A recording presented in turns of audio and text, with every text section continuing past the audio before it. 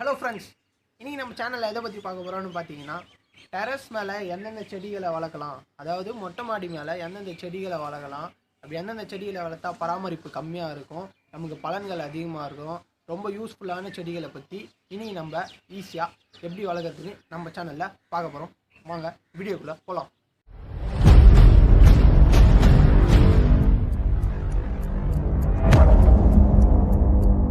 இதில் நம்ம ஃபஸ்ட்டு பார்க்க போகிற செடி என்னன்னு பார்த்தீங்கன்னா அவரை செடி.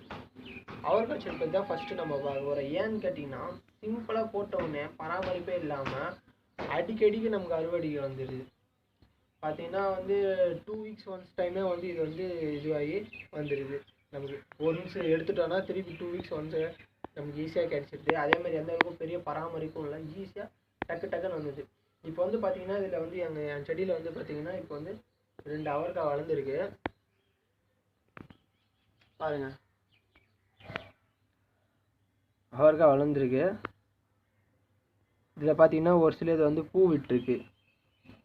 இந்த பூ விட்டதெல்லாம் இன்னும் கொஞ்சம் நாளில் வளர ஆரம்பிச்சிடும். இங்கே பாருங்க அவரைக்காய்.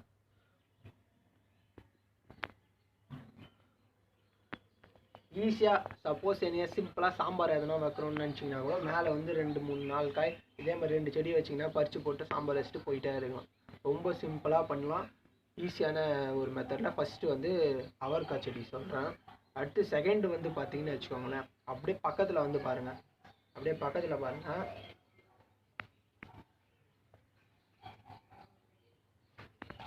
க்ரீன் சில்லி, பச்சை மிளகாய். அப்படியே பக்கத்தில் பார்த்தீங்கன்னா இதுவும் ரொம்ப சிம்பிளாக அவரைக்காய் மாதிரியே தான். விதை போட்டவுடனே சிம்பிளாக நமக்கு இது ரொம்ப ஹைட்டு அதெல்லாம் போகிறதே கிடையாது, ரொம்ப பராமரிப்பும் எதிர்பார்க்கறது கிடையாது.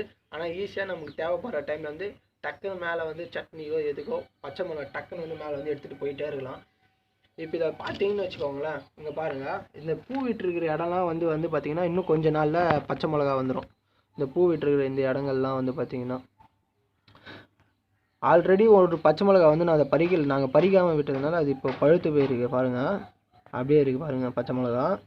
இப்போ பேலன்ஸ் இன்னும் இந்த பூ விட்டுறதுலாம் கொஞ்சம் சில நாளில் இப்போ பச்சை மிளகாவாக மாறிடும். இதான் பார்த்திங்கன்னா க்ரீன் சில்லி.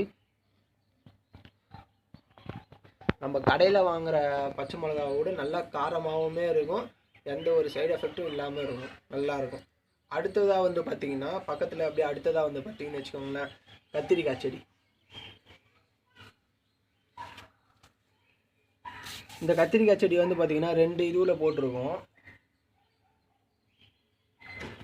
இந்த கத்திரிக்காய் செடி இப்போ தான் ரீசெண்டாக போட்டதுனால இப்போ தான் வளர்ந்துட்டு வருது, இன்னும் அறுவடைக்கு தயாராகலை.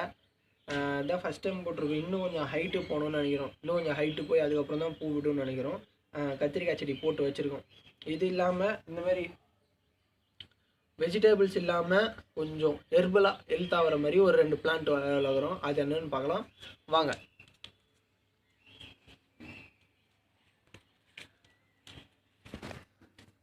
அதில் ஃபஸ்ட்டு பாயிண்டில் இருக்கிறது பார்த்தீங்கன்னு வச்சுக்கோங்களேன், இந்த கற்பூரவள்ளி செடி. இந்த கற்பூரவள்ளி செடி எதுக்கு யூஸ் ஆகுது அப்படின்னு சொல்லி பார்த்தீங்கன்னா, நமக்கு நம்ம வீட்டில் யாருக்காவது கோல்டோ இல்லைன்னா யாருக்காவது சிக்கு மாதிரி இருந்தாலும் சரி, ஓகே, நம்ம விக்ஸு மிட்டாய் வாங்கி சாப்பிட்றதுக்கு பதிலாக விக்ஸோ ஹால்ஸோ இந்தமாரி எதனா வாங்கி சாப்பிட்டுருப்பாங்க. அது மாதிரி இல்லாமல் நம்ம மொட்டை மாடியில் இந்த மாதிரி கற்பூரவள்ளி செடி வளர்த்தோன்னா சும்மா மார்னிங் டைமில் 2 இலையை எடுத்து கழுவி சாப்பிட்டாலே போதும். மோஸ்ட்டாக எல்லாருக்குமே தெரியும், இது ஒன்றும் ரொம்ப அந்த அளவுக்கு பராமரிப்பு அதெல்லாம் ஒன்றும் தேவை. ஒரு இலையை வச்சாலே வந்துடுது, பார்க்கவும் செம்ம அழகாக இருக்குது பாருங்களேன். அடுத்ததாக எதை பற்றி பார்க்க போகிறோன்னு பார்த்தீங்கன்னா ஆலிவேரா.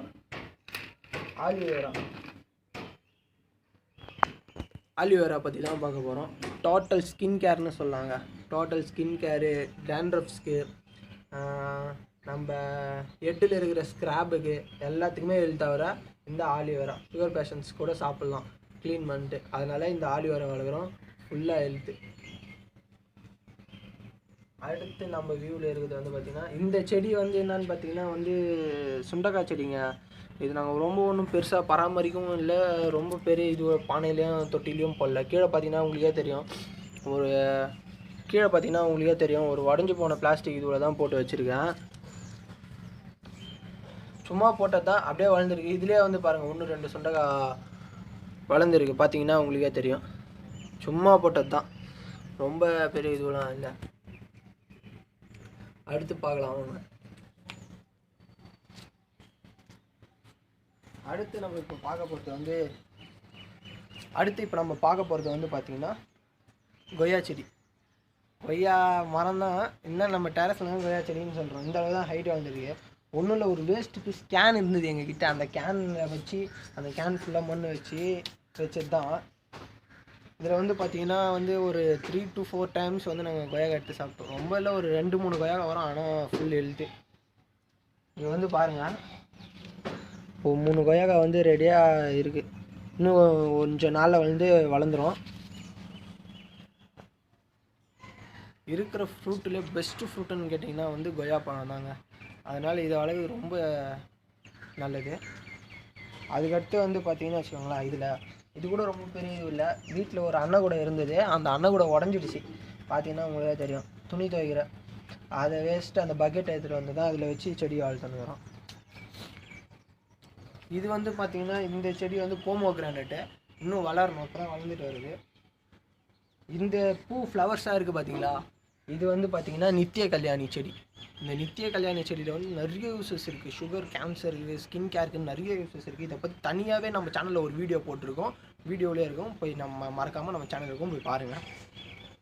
ஃபுல்லாக நம்ம பார்த்துருக்கோம். பின்னாடி பார்த்திங்கன்னா எங்கள் ஏரியா வந்து ஃபுல்லாகவே சிட்டி தான், உங்களுக்கு வந்து தெரியும், ஃபுல்லாகவே சிட்டி தான், கிட்ட வீடுங்க தான். அதனால் வந்து நம்மளால் அந்தளவுக்கு பராமரிக்க முடியாது. இந்த மாதிரி டெரஸில் நம்மளால் முடிஞ்ச அளவுக்கு செடிகளை வளர்க்கலாம். பின்னாடி ஒரு மரம் இருக்கும் பார்த்தீங்கன்னா, அந்த மரம் வந்து நீம் ட்ரீ.